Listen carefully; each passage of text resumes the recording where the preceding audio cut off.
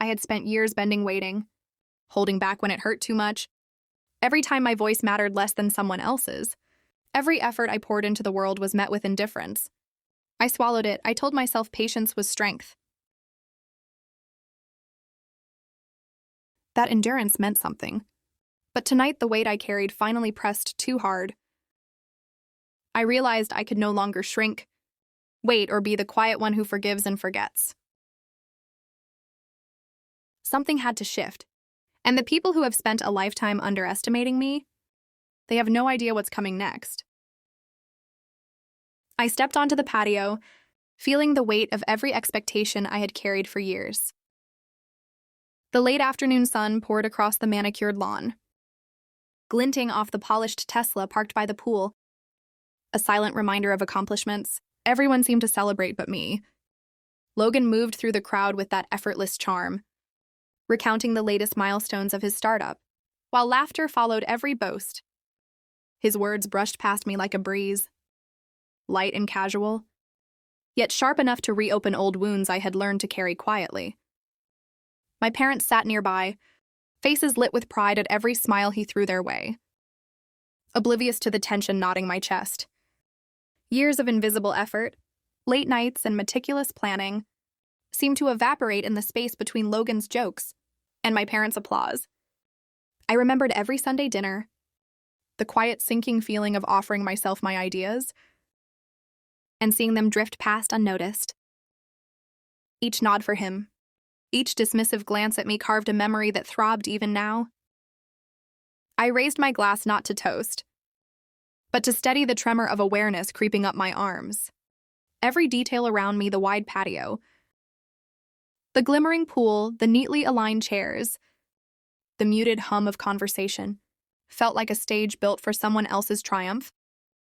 I could sense the old familiar ache, the quiet pressure that had shaped my patience into armor, yet beneath it all the tension coiled tight. And I knew that the time for quiet observation was ending. Something inside me shifted, a deliberate, controlled acknowledgement that the balance was about to tilt, and the current order of things would not last. The room was silent except for the low hum of the air scrubbers. Every step I took echoed softly against the metal floor. As I sifted through the encrypted emails, transaction logs, and classified documents stacked on the console. No Windows phones locked in a box at the door. Everything designed to keep the outside world out and the truth in. As I cross-referenced the ledgers, a pattern emerged that made my stomach tighten. Logan had been routing controlled technology through a network of shell corporations overseas, each transfer meticulously disguised, but traceable to a single chain of violations. The implications were staggering. Not only was he skirting the Arms Export Control Act, but he was also engaging in wire fraud, on a scale that would draw federal attention instantly. I grabbed my phone, hesitating only briefly before dialing home. Each ring tightened the pit in my chest. When my mother answered, her tone light and distracted, she waved off my concerns. Robert laughed softly in the background, oblivious, praising Logan for yet another achievement in the startup world. My words, carefully chosen, fell like whispers in a storm that no one noticed. The contrast was crushing.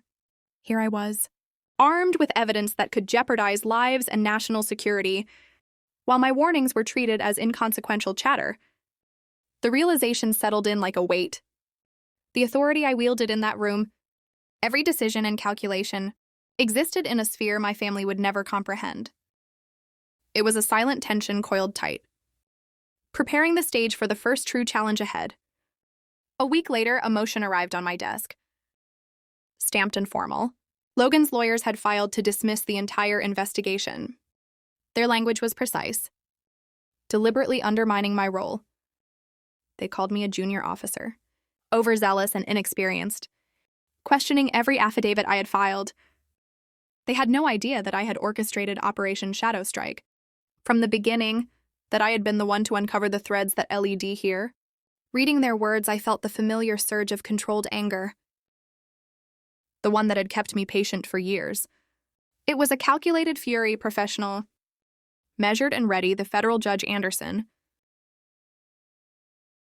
had already scanned the filings, and then almost imperceptibly called for me to appear. As a witness, the summons hit the table with authority. But it was more than just a procedural move. For the first time, the power I had been quietly amassing was made manifest, in a space my family could see. The tension was immediate and palpable. On one side was the legal weight of the case, stacked against me in the courtroom by high-powered counsel.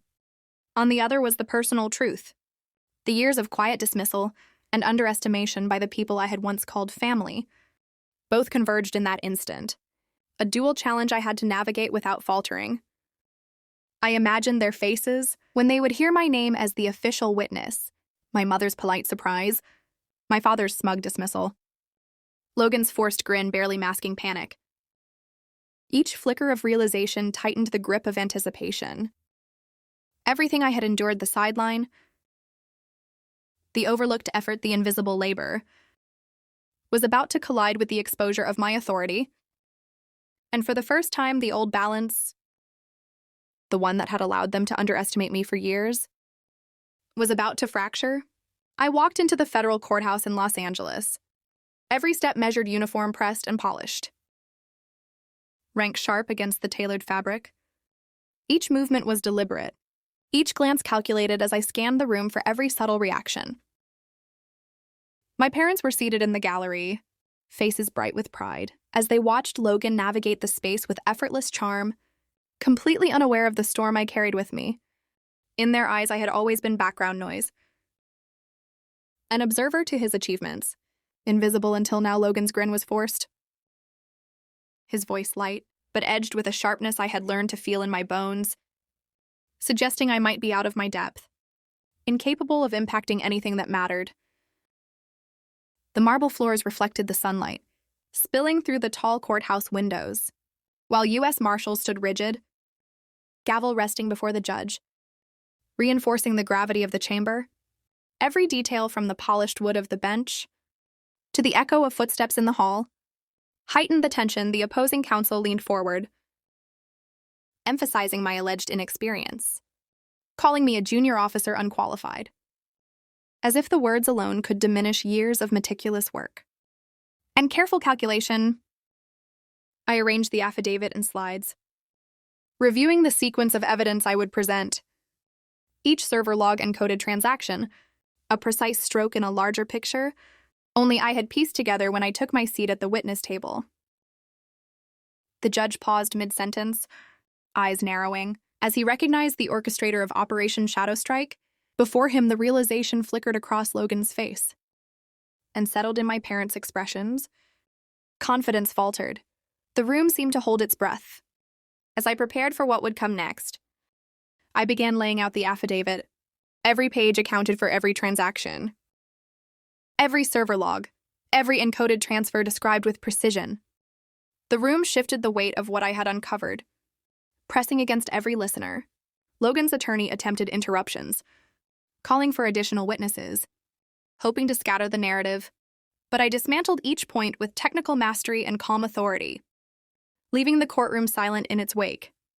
The judge refused the motion to dismiss, asserting my role as the primary witness, confirming my authority in front of all present. My parents' eyes widened with the slow dawning of recognition, their former certainty giving way to awe and apprehension. Logan's confident mask cracked, a tremor in his hand, a subtle hitch in his voice, betrayed the panic he could no longer conceal. I methodically outlined every violation, each one exposing not only the scope of the misconduct, but also the fragility of the family's assumptions. My gaze met my parents', and in that brief, measured connection, I saw the collapse of old hierarchies, the quiet acknowledgement that the balance had shifted irrevocably. The marble walls, the polished gav, the U.S. Marshals standing at attention, all reinforced the seriousness of the moment. While Logan's suit, once a symbol of untouchable success, seemed suddenly ill-fitted and hollow, I understood the full weight of my position, their past dismissals, the long-standing biases, and my quiet endurance all coalescing into a single, undeniable presence. The tension stretched taut, every heartbeat in the room synchronized to the revelation that I had always been underestimated. And yet here I was in control. I stood at the witness table, uniform, crisp rank, clearly visible posture, deliberate. My eyes swept the courtroom, taking in every detail, the slight widen of my parents' eyes, Logan's barely concealed tremor, the subtle shift in his attorney's stance. The weight of what I carried was silent but palpable. Each fact I was about to lay bare, sharpening the tension in the room. I began with the transactions, each server log, the encrypted communications, the coded pathways Logan had used through shell corporations to funnel military-grade technology abroad. Every line I read was precise, calculated, leaving no room for ambiguity or misinterpretation. Each piece of evidence layered upon the last, a web of irrefutable connections that could not be ignored. The attorney attempted interruptions, calling for additional witnesses, trying to scatter the narrative, to destabilize the presentation. I navigated around each intrusion, methodically, dismantling their arguments with knowledge honed over years. Every assertion backed by documentation, every explanation airtight. The courtroom stilled the pressure mounting not just on Logan, but on the very perception of what they had believed about me for so long through the lens of my own perception. I saw my parents struggling to hide the shock in their expressions, their previous confidence cracking under the realization of what had always been overlooked. Their unspoken astonishment spoke volumes, revealing a bias and certainty long held and now quietly collapsing. The judge banged the gavel, calling me to continue with a firm authority that left no room for evasion. Confirming my role as the primary witness, Logan's face betrayed a subtle panic, his hands gripping documents that now felt useless. Drops of sweat ran down his temple, as every piece of evidence I presented tightened the noose around his narrative, leaving him exposed and vulnerable, unable to regain control. I pressed on, outlining every detail of the affidavit, explaining the flow of LAR technology, tracing each wire transfer, enumerating the violations of the Arms Export Control Act. My voice remained steady, precise, measured. The authority in every word undeniable. The realization hit my parents like a sudden gust of wind. The confidence they had always projected for Logan wavered and broke, replaced by awe, uncertainty, and quiet fear. They were witnessing for the first time the scope of my expertise, the depth of what had been quietly building for years. Logan's composure faltered entirely. His confident facade dissolved. Fingers trembled, face pale. Voice uncertain, every tactic to contest or distract failed. As I methodically laid out each flaw in his story, each inconsistency, each legal misstep, the authority that had been mine quietly but firmly claimed the space, reshaping the room and the perception of everyone within it. I looked directly at my parents, eyes cold yet measured, taking in the full scope of their shock. Their disbelief mirrored the unraveling of assumptions they had built over decades. The balance had shifted irrevocably. I had long endured their dismissal, their blind favoritism, and their underestimation. But now the control, the authority, the undeniable power of truth belonged solely to me. The courtroom held its breath as the reversal of fortune settled over us, absolute and unchallenged. Every detail of the courtroom, the polished marble, the gavel, the U.S. Marshals standing rigid, the natural light spilling across the floor, accentuated the gravity of the moment. My parents' posture stiffened in disbelief. Logan's expensive suit seemed suddenly hollow, and I, standing firmly in the center, felt the full weight and satisfaction of an equilibrium. Finally restored both legally and emotionally, I stood at the witness table.